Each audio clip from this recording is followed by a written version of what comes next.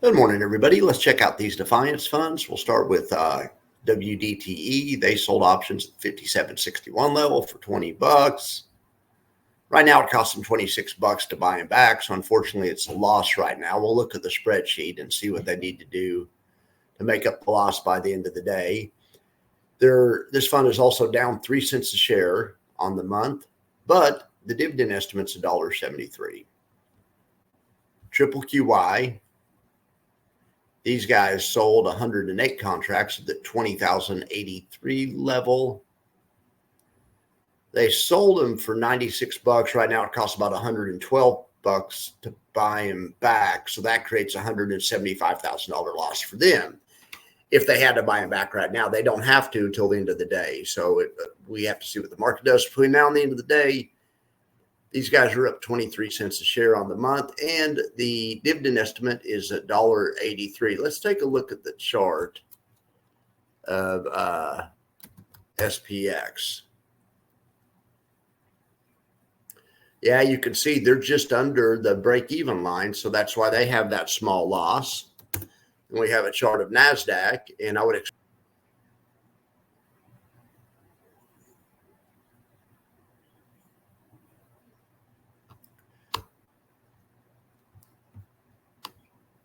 all right, my bad. I made the profit box too big. When the profit box was sized right, yes, this is showing a small loss, which is what we'd expect. All right, so now let's check out IWMY. These guys trade Russell 2000. These guys sold 651 puts at the 22.18 strike. Right now, the market is trading at 21.96, which is 20 points or something inside their strike. So that's going to be a 20-point loss. So they're going for 700,000 originally. Right now, they're losing 700,000, which makes these guys down 97 cents a share on the month. But the dividend estimate is, let me make sure this is up to date. Dividend estimate is $1.79, which comes out to 62%. All right, so now we have USO to look at. They had these 74.5 strike options that they covered on Friday. They sold them for $1.76, covered them for 4 cents. These guys have been killing it. That was a $339,000 profit, just killing it. So anyway, then they turned around and they sold the 78 strike option.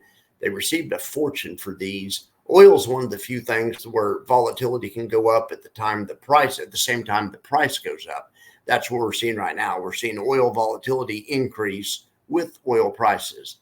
So it's kind of a perfect storm for covered call funds or short put funds. In this case, it's a short put fund. In any event, we're going to keep an eye on this. It doesn't expire till Wednesday. Let's look at a graph of USO and see what it says. Yeah, look at that. It's just blowing up. You can see how much more premium they're getting just but visually how much bigger the area of the boxes has got lately. And actually, as oil prices went down, volatility was going up too. Let's overlay oil volatility here so we can see instead of just, we'll put it on a new price scale. All right. So here's oil volatility. You can see back here, look how thin these profit boxes were because all oil volatility was really low. But then as oil volatility gets pumped up, look how tall these profit boxes get. You know, you when there's more volatility, you have a bigger profit box because it's easier to make a profit in larger volatility. You have an expanded range. The volatility makes a bigger target, let's just say. Well, anyway, volatility is really peaked lately, though.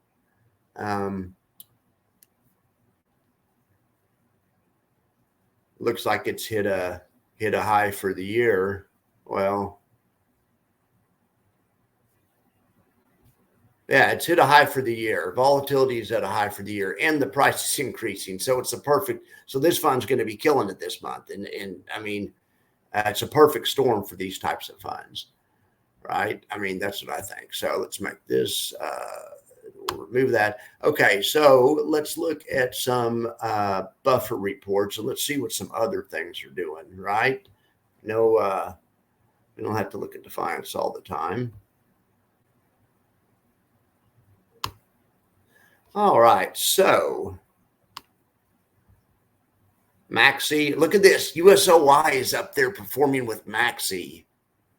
That's incredible. That is incredible. USOY is killing it. I'm really proud of them. That's a great Defiance fund. Like we were just saying, it's a perfect storm for that kind of fund because prices are going up at the same time volatility is going up. When you trade covered calls or short puts, it's neutral. It's a neutral to mildly bullish strategy. Or it's a bullish strategy, slightly bullish strategy. So, but the problem is you're also dependent on volatility. Well, in stock indexes, volatility goes up typically as prices go down. But in oil, in other commodities, and VIX and the volatility index itself, volatility goes up as prices go up. Anyway, so it makes for different trading opportunities. Anyway, this is great. USOY is having its time in the sun. Pretty much you can look at everything else. It's in line. Let's look at the bad performers. ZIVB and SVOL are standing out on the downside, but they're sensitive to volatility. We've had a little volatility pop today. Now, speaking of volatility pops, let's look at the volatility index because this sometimes helps inform us. So yeah, volatility did pop. We had a big gap up. So that happens. So that generally means people are putting on hedges. So we'll see. Now, let's see if Max's volatility. God darn it. It erased my freaking thing again. So I hate when it does that. I don't know why it always does that. My graphic. But anyway, I can tell you by looking at this, we're still double bearish. I'll rebuild the graphic, but the short time frame is bearish. We're bearish as volatility is rising, right? The shorter time frame is bearish, and the longer time frame is bearish. So it's double bearish, double cautious. So look out, and I'll try to get the graphics rebuilt. Some days it works and some days it doesn't. It didn't work on Thursday, and I thought I was going to have to rebuild it. Then on Friday, it worked, and now it's not working again. So I don't understand. All right. Well, let's look over here at the actual buffer report, and we can see some yield max stocks.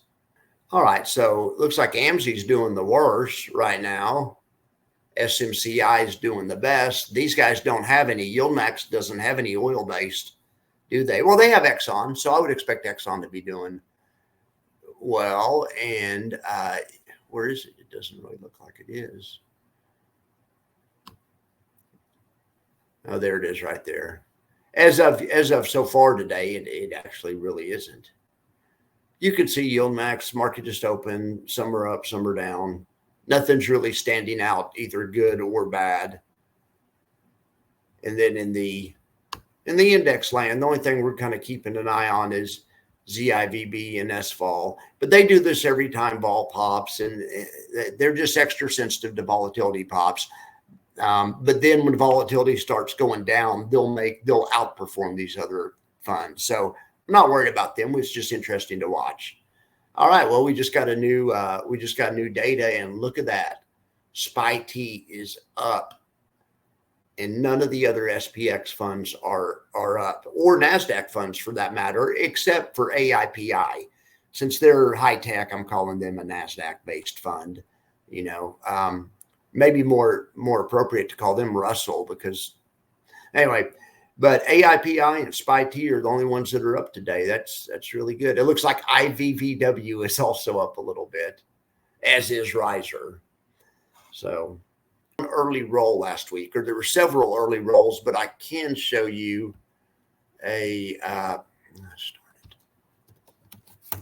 I can show you some stuff here.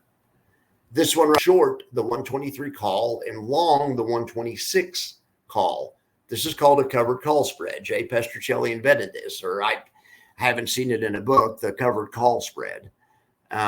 It may be in a book somewhere, but anyway, it's a slick trade. It's a slick trade I'll explain this one more time. I've explained this a million times. The reason it's a slick trade is because if you don't hold till expiration, and they usually don't, like on this trade, they rolled about halfway through. But so if I can bring the time in at expiration, that's what the profit loss graph looks like. The part of the graph where it goes flat is the part that's costing you money. That's your give up. That's it. It should be going straight, straight up like that. Well, anyway,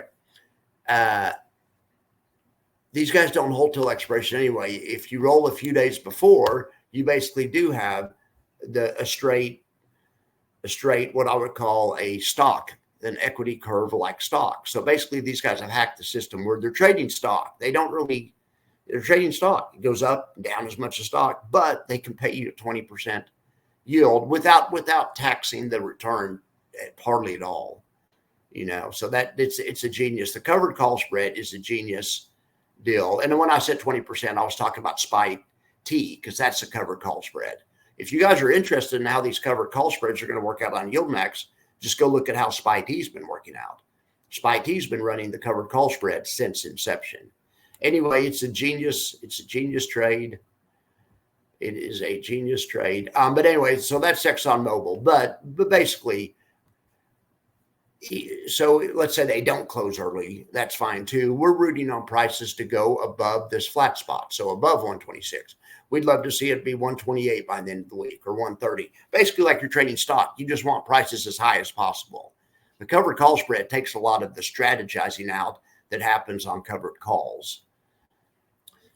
Okay, so that's ExxonMobil. Let's see if we have anything else to look at. I have a pro-Trump trade. It's a DJT trade that's also long volatility. So this is an option trade that's bullish in the company that he's associated with. And I'm not bullish in this company. I think this company is a dog shit company.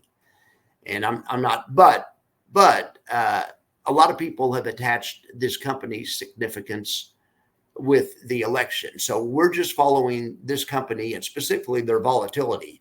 That's why we're charting out this option spread. And this option spread will be what I feel is a good proxy for the election. If this option spread becomes more profitable, Trump's chances of winning, they probably are also higher at the same time. Now, at the same time, I have the opposite trade. I have a bearish trade in the same company. It's a broken wing butterfly, which is a great trade.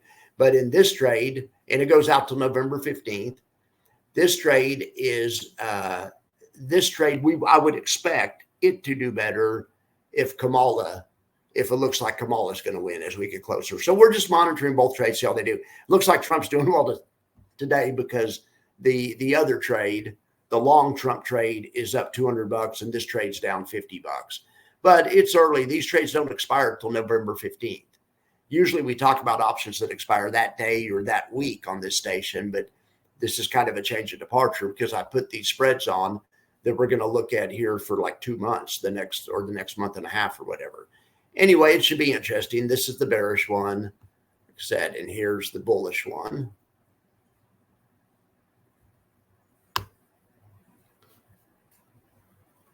The bullish one is also a bet on volatility because if Trump wins the election again, it's going to probably come with heightened volatility. Okay, so I think the two will go together, but that's kind of the way it works. So if for some reason, even if the stock price doesn't move that much, but because of stuff that happens around election, the volatility pops, it makes the trade more profitable and have a more attractive break even. Anyway, we'll keep watching it. Like I say, I'm not recommending buying that or betting against it either necessarily. But we're just looking at it because I'm obsessed with volatility, and there's going to be a lot of volatility around this election. We're going to find other ways to look at it too. We also have the same type of trade on GME. We'll also do that same type of trade in some earnings stocks and stuff, and see how that works out, and kind of be following the volatility of earnings season. Now, earnings season is getting ready to start up again Friday, and really next week in earnest is going to start up again. So we'll be having some more content on volatility related around stocks, earnings announcements. All right, guys, I appreciate each and every one of you for being here.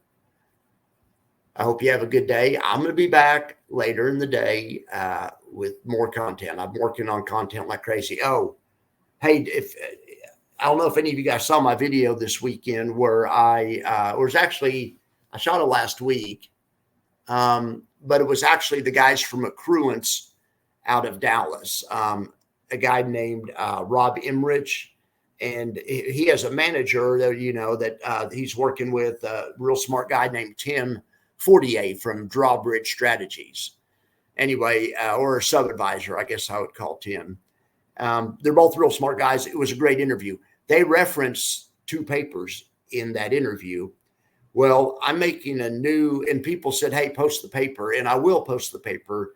I'm making a new video just about those papers that kind of is a continuation of the last video. That video will hopefully be out today, and the 2 papers will be attached to that video, also with ample explanation and everything. The papers are really, really sophisticated, confusing scientific papers. I don't want to put them out there without some explanation, even though I'm sure all of you guys are plenty smart enough to understand them.